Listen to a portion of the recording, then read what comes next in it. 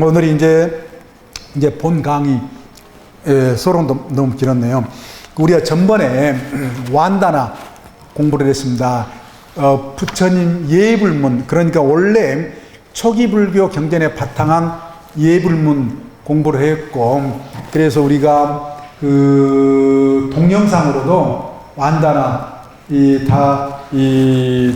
들어봤습니다. 또 제가 소개도 해드렸고, 그래서 댁에 돌아가셔가지고 한 번쯤 이렇게 들어보셨을 거예요. 들어보면 볼수록 어때요? 아주 마음이 차분해지고 마음이 신심과 환희심이 더 생겨요. 예. 나모 따사 바가바토 아라하토 삼마 삼무따사 35페이지. 예, 그렇게 3번 하는 거라든지, 부땅 사라낭 가차미, 담망 사라낭 가차미, 상강 사라낭 가차미, 그렇게 3기, 방금 우리 3기 낭송했잖아요. 네. 이게 원어적인 소리도 낭낭하게 들려요, 안 들려요? 들리죠? 들린다 하십시오. 낭낭하게 들리죠? 안 들려요? 그렇게 안 들려요? 들리죠? 예. 이걸 제가 전번에 우리가 공부를 했습니다. 예. 그래, 공부를 하는 목적이 뭐예요? 이게 표준 예불문이다. 전통, 그러니까 불교권을 떠나서 우리가 지금 예불문, 조성 예불문 있잖아요. 그것은 우리 한국 불교 입장의 예불문이에요. 그래서 우리 한국 불교, 원래 불교 근본에서부터 불교가 우리 한국에 오기까지의 서건동진, 급화해동 이렇게 나오잖아요. 그렇듯이 불교가 서쪽에서부터 우리 동쪽으로 우리에게 이르기까지 이런 어떤 기절들에서 예불문이 이렇게 돼 있어요. 그런데 그래, 그와 같이 우리 한국 불교에 맞는 예불문이고, 이 지금 예불문은 전체 그걸 떠나서 지역 불교, 한국 뭐 일본, 중국 뭐 다른 어느 나라 지역 불교를 떠나서 공통되는 예불문이다. 그래서 알아두시면은 요즘 이제 국제화 시대, 세계화 시대에 아주 좋다. 그래서 예를 들어서 인도에 성지순례 가거나 미얀마라든지 뭐 불정답사 가실 때 있잖아요, 이제. 그러면 가면은 이제 다 애국인들 다 모이면은, 불교도라고 해서 다 모이면 뭐라고 한다고요? 모이기만 하면 서로 입을 맞춰서 낭송한 게 바로 이 기절입니다. 나모 따사 바가바토 아라토 삼마 삼부따사, 또 부땅 사라낭 가차미, 담망 사라낭 가차미, 상당 사라낭 가차미. 이걸 이제 알아두시고 또 어느 정도 익숙하게 해 두시면은 요즘에 국제화된 인물이다. 세계인이 된다라고 하는 것입니다. 유럽인이나 미국 사람이나 어느 나라 사람들, 요즘에 이제 불교 오는 사람들이 많아요. 만나서 모이면은 저절로 입에 다 나옵니다. 우리 지금 예불문을 하지 않아요. 이거 빨리로 언어로 서로 공통적으로 그렇게 한다. 그래서 우리도 이제 알아둘 필요가 있다라고 해서 제가 특별히 소개해 드렸고요. 다시 이제 우리 교재 184페이지, 우리 교재 184페이지입니다. 전번에 우리 예불문 공부를 했고, 이제 부처님 불법성 3보에서 순서대로 배우고 있습니다. 부처님에 관한 공부로서 예불문, 또 부처님이 어떤 분이신가 하는 부처님 생애에 관한 것도 전번 시간에 어느 정도 배웠고요. 이 불타강 하면은 영어로는 부타 컨셉트, 다시 이야기하면은 부처님을 어떻게 보았는가, 부처님은 어떤 분이신가 라고 하는 것을 제자들이 또는 부처님 설법 속에서 나타나는 바를 말한 다음, 부처님은 어떤 분이신가, 부처님의 정체성, 즉 나 자신의 정체성, 나는 누구인가, 우리는 누구인가, 내가 누구인지, 우리가 누구인지 알아요, 몰라요? 예, 이제 공부를 많이 하셔가지고 다 압니다. 예, 다 압니다. 내가 누군지, 우리가 누구인지 서로 나눌 수 있는, 서로 함께 할 수 있는 뭔가 공통 분모적인 것들이 있다라고 하는 것입니다. 문화적으로도 그렇고요. 예, 그런 것 같이 모든 존재는 정체성, 그 고유한 어떤 특성, 성질, 성격이 있다. 그럴 때에 불타간이라고 하는 것은 부처님을 어떻게 보는가? 한문으로 쓰면은 이렇게 쓴다라고 그랬죠. 불타감, 부처님을 어떻게 보는가? 볼간자, 그냥 간단하게 그렇게 생각을 하시면 됩니다. 그래, 이 초기 불교 경전에서 이런 시기의 경전에 나타나는 이 부처님의 성격, 부처님의 특징을 18가지로 구분을 해서 설명을 한다 라고 하는 것입니다. 그걸 이제 18불공법에서 18가지 불공이다. 공이라는 말이 뭐예요? 공통되지 않는 법이다.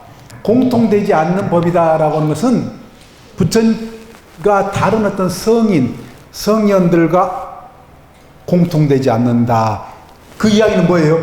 부처님만의 법이다. 부처님만이 갖고 계시는 법이다. 특별한 특징이다. 라고 하는 것입니다.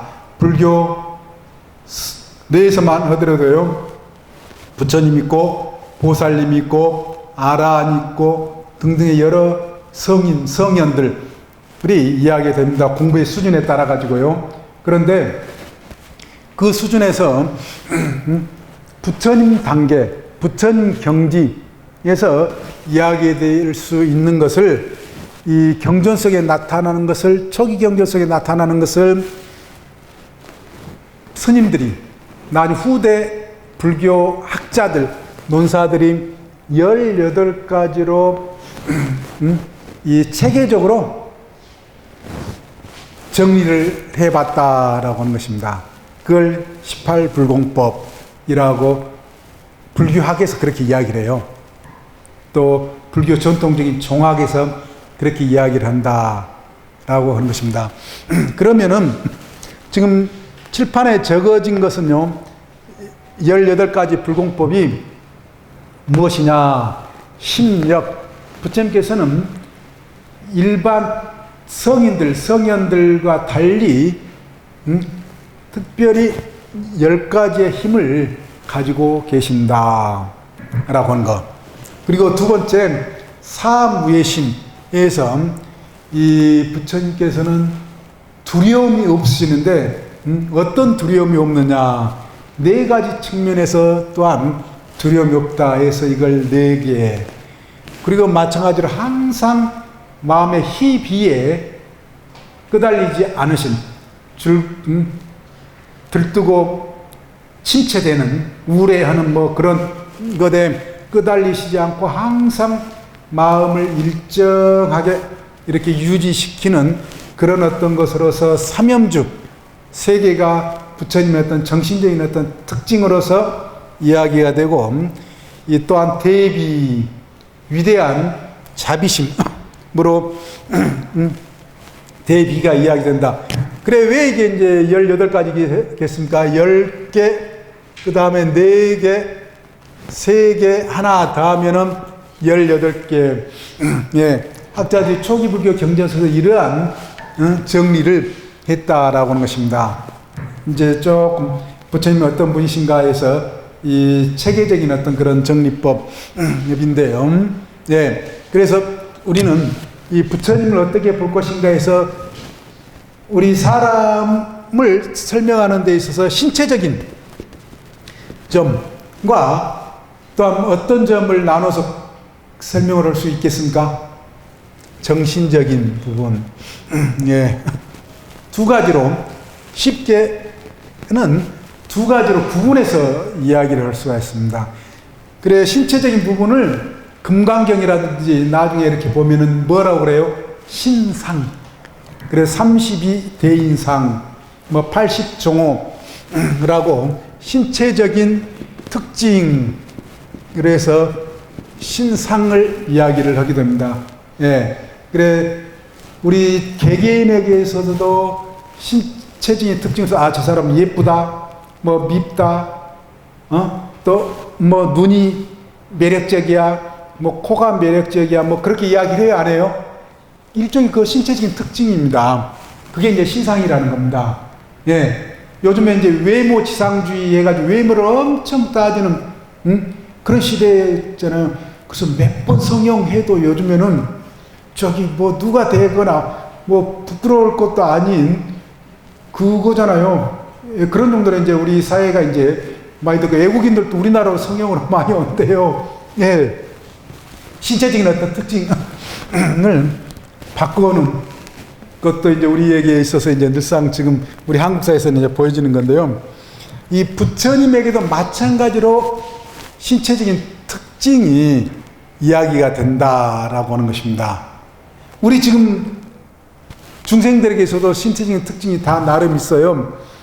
우리가 몽골 인종으로서 몽골 인종의 신체적인 특징이 있고, 또 유럽 사람들, 유럽 인종의 신체적인 특징이 있고, 아프리카 사람의 신체적인 특징이 조금씩 다르잖아요. 같은 인간이지만은 유전자적으로 거의 뭐 차이는 없대요. 생물학적으로. 그렇지만은 그 신체적으로 우리 몽골 인종 같은 경우는 어떤 태어나면은 삼신할매가 뭐 얼른 나가라고 쳐서 나왔다고 해서 궁둥이 짝이 뭐가 있어요? 몽골 반점. 대단히 분명하게 있는 경우가 있어요. 그래, 외국에 가면 그거 굉장히 신기해 한다는 겁니다. 외국 사람들은. 그리고 오늘도 이제 오면서 봤는데 아프리카 사람들은 머리가 곱슬곱슬해가지고 딱 달라붙어가지고, 우리 사람들은 그거 보기 힘들잖아요. 예를 들면은, 그러한 신체적인 특징이 있듯이, 이 부처님에게도 일반 사람들과 다른 신체적인 어떤 특징으로서 이야기되는 게 뭡니까? 32대인상, 80종호. 80종호는 이제 32대인상에서 굉장히 세분화된 그 특징으로 그렇게 이야기되고요. 30종호, 32대인상은 흔히 많이 이야기된다. 그 32대인상을 우리 교재 185페이지의 신체적인 특징으로요, 적혀져 있습니다. 경전에서. 그런데 이 신체적인 특징을 이제 그 해석하는데 낱낱이 내가 다 설명은 안 해드리겠는데요. 뭐 발바닥이 평평하다, 발바닥에 바퀴 같은 무늬가 있고, 이 뭐 바퀴는 천 개의 바퀴살이 있어 일체를 두루 갖추고 있다, 뭐 등등의 보통 사람과는 다른 이런 어떤 신체적인 특징을 이야기하는 거예요. 그래서 학자들에 따라서는 이 신체적인 특징을 의심하고 실제로 부처님에게 있었는가 이렇게 의아심을 일으키는 경우가 있다라고 하는 것입니다. 그런데 이것은 이제 해석을 상당히 상징적인 의미다라고 그렇게 또한 후대 논서들 32대인상에 대한 설명하는데 그렇게 설명을 하고 있어요. 우리나라에 잘 알려져 있지 않은데, 예를 들어서 부처님 발바닥이 평평하다. 우리나라에서 발바닥 평평하면 그 사람이 군대 예전에 갔어요. 요즘도 못 가. 요즘은 어떤지 제가 정확히 모르겠네요. 요즘도 그런가요? 하여간. 그런데, 그러니까 부처님이 우리나라에 출연하셨다는 군대에 못 갔다는 거예요. 부처님 발바닥이 평평하다는 겁니다. 이게 이제 뭘 의미하느냐. 부처님이 이렇게 걸으시면은, 부처님, 부처님이 걸으실 때는 울퉁불퉁. 우리 보통 사람 발바닥에 굴곡이 있잖아요. 근데 부처님 발바닥이 없다라고 하는 것은요, 부처님이 가시는 길, 부처님은 무엇이든 간에 바르게, 평평하게 행하신다. 높고 낮음, 차별을 하지 않는다. 라고 하는 것입니다. 마치 모래바닥에 발짝 우리가 발자국을 남기면 굴곡이 이렇게 앞부분은 들어가고 뒷부분 들어가고 중간 부분은 살짝 이렇게 튀어나올 수가 있습니다. 그래서 부처님 즉 굴곡 차별적인 그런 우리의 삶의 행보는 오늘도 이제 보면은 우리는 늘 차별을 해요. 자기가 차별하는지 안 하는지 잘 분간 알아차리지 못할 수 있을지 모르겠지만은요, 부처님께서는 차별하지 않는 그런 어떤 특징을 발바닥으로 그렇게 표현하셨다. 그리고 발바닥에 1000개의 바퀴살이 있다 해서 그 불촉에 바퀴살 모양으로 그렇게 예술적으로 도상학적으로 이렇게 표현해 놓은 경우 많잖아요. 예. 그건 또 무슨 표현이느냐. 이 바퀴는 끊임없이 뭐예요? 부르잖아요. 예. 그래서 부처님께서 반열반 드실 때에도 반열반 드신 뒤에 마가섭 존자가 왔을 때 그때 뭘 발바닥을 딱 내밀었다라고 그러잖아요. 그래 1000개 그 상징이 뭐예요? 마지막 부처님의 유훈. 그러니까 우리가 자등명 법등명 자기에게 기여하고 법에 기여하라. 그게 이제 우리가 부처님의 이제 마지막 말씀으로도 많이 이야기를 하는데 부처님의 더 마지막 말씀 뭐예요? 내 발바닥을 봐라. 예요.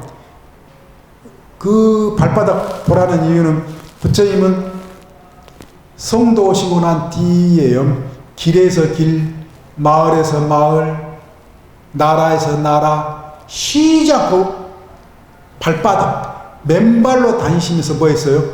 설법을 하셨습니다. 법을 중생교화. 그래서 이처럼 중생교화라 즉 운동성, 역동성, 활동적으로 끊임없이 법을 중생들에게 전해라 라고는 그 의미가 들어가 있다라고 하는 것입니다. 그 발바닥의 상징성. 인도에는 신발 안 신고 다니도 그렇게 편해요. 저는 처음에 이해를 못 했는데 그렇게 바깥에 이렇게 먼지 있는 것 같은데요. 그걸 맨발로 다 다니거든요. 그리고 침대로 와도 별로 그렇게 때가 타는 것 같지 않은 게 저는 그게 좀 신기하긴 해요. 지금도 인도 사람들은 맨발로 다니는 것은 그렇게 편해합니다. 많은 사람들이요. 예. 그런데 부처님께서 어쨌다라고요? 평생을 사실 맨발로 다니신 적이 많으셔요. 그러면서 수행을 그걸 이제 표현을 해주셨고요. 그리고 부처님의 지금 불상 이제 황금상으로 되어 있죠. 부처님의 피부가 굉장히 황금빛으로 그렇게 되어 있습니다. 경전에요. 그래서 그걸 이제 표현하는 게 이제 불상으로 표현을 해놨다.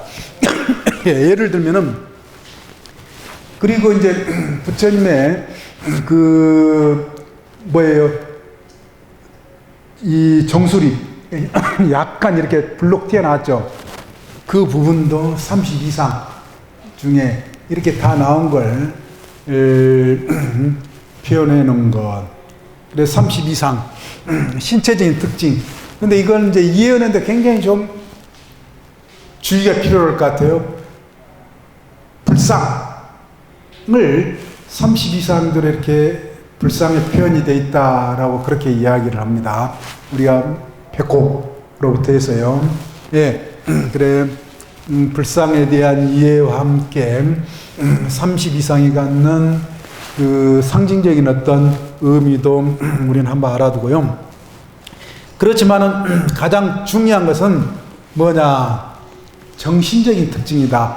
뭐 신체적인 특징은 그렇게 크게 뭐 중요하게 따질 필요는 없고요. 주로 불교 공부에 있어서 이 정신적인 특징을 많이 이야기합니다. 왜요? 부처님의 정신적인 특징을 정확히 알아야만이 우리 중생의 입장에서 부처님에게 한 걸음 한 걸음 다가갈 수 있다. 똑같은 마음까지는 안 된다고 하더라도 비슷한 마음으로 바꾸려고 노력하는 과정, 한 걸음 한 걸음 나아갈 수 있는 그 이유가 되기 때문에요. 이 정신적인 특징을 알아야 되는데, 그런 점에서 이제 우리 교재 몇 페이지예요? 그 186페이지를 185페이지에 열의 시포 공부했어요? 안 했어요? 전번 시간에 공부를 했습니다. 그래서 오늘 여기 시간을 안 드리겠습니다. 정신적인 특징 가운데 열의 시포 굉장히 많이 이야기를 합니다. 부처님의 정신적인 특징으로서 즉 부처님의 10가지 명호 다른 이름 속에 잘 담겨 있다라고 한다는 것입니다. 그래 우리가 신앙적인 입장에서 또 열의 시포를 연부를 합니다. 나중에 또 이야기를 하겠습니다만 일단 여기까지. 그래서 열의 시포 굉장히 중요하다. 그리고 이제 두 번째 삼명 186페이지 삼명은 이 18가지 불공법으로 포함되지는 않지만은 삼명도 이 부처님과 관련해서 굉장히 이야기가 많이 된다 라고 하는 것을 우리는 알아둬야 되는데요. 이 삼명이 뭐냐? 이 숙명통, 천안통, 누진통을 삼명이라고 그렇습니다. 우리 교재 47페이지 한번 펴주시겠습니까? 47페이지 7페이지요.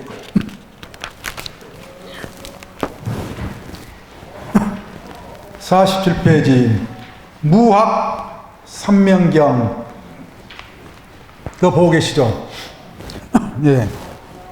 무학 삼명경 무학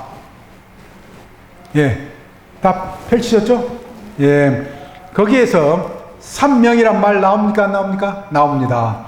무학 닦음이 없다. 닦을 것이 없다. 우리는 지금 닦고 있어요. 우리는 무학이에요? 유학이에요? 유학이라는 겁니다. 확실히 알아야 됩니다. 유학입니다, 우리는. 그래, 이제 무학은 아라한이나 이 부처님, 또 보살, 임을 의미를 할 수가 있다. 그런데 이런, 그 성인들에게 있어서요, 갖춘 덕으로 세 가지가 있는데요. 거기에 이제 이 숙명통, 이 천안통, 누진통이 그대로 초기경전 속에 설명이 되어 있습니다. 여기까지만 오고 이제 이 전반부 시간을 마치도록 하겠는데요. 거기에 숙명통은 뭐냐라고 하면은요, 자신은 물론 다른 사람들의 셀 수 없는 전생을 다 기억을 한다라고 하는 것입니다. 전생을 다 기억한다. 그래 47페이지 거기에 보면은 이제 구체적으로 설명이 되어 있습니다. 그리고 두 번째 천안통 하면은 전생이 문제 아니라 이때 천안통은 뭐가요? 죽고 난 뒤에 내생. 저 사람이 살아있을 때 행실로 봐서 지었던 업으로 봐서 죽고 난 뒤에 어떤 삶으로 되겠다, 어떤 과보를 받겠다라고 하는 것을 보실 수 있는 거기에 밝은 존재가 뭐라는 거예요? 천안통, 천안명이라고 하는 것입니다. 세 번째는 뭐예요? 번뇌가 완전히 다 소멸되어 버렸다라고 하는 것. 더 이상 번뇌에 휘말리지 않는다, 끄달리지 않는다라고 하는 것을 아는 것. 이것이 바로 이 누진명, 누진통이라고 하는 겁니다. 이 세 가지를 삼명이라고 한다라고 하십니다. 그러면 숙명통, 여기 계신 분들 전생 봐야 못 봐요? 죽고 난 뒤에 어느 생으로 몸 받을지 알아요? 몰라요? 몰라요? 전생은 모른다 그러더라도 죽고 난 뒤에 어느 생인지 대략은 알게 되십니다. 인간이자 밝아져가지고 나중에 말씀드리겠지만은 지금 나에게 예전과 다르게 번뇌가 어느 정도로 줄어들어서 많이 줄어들었다라고 하는 것을 중간중간 알아요? 몰라요? 어느 정도는 알죠. 이제 공부를 통해서 그와 같이 이것이 삼명이다라고 하는 것입니다. 전반부 시간 여기까지. 예, 2분 초과했습니다. 예. 그리고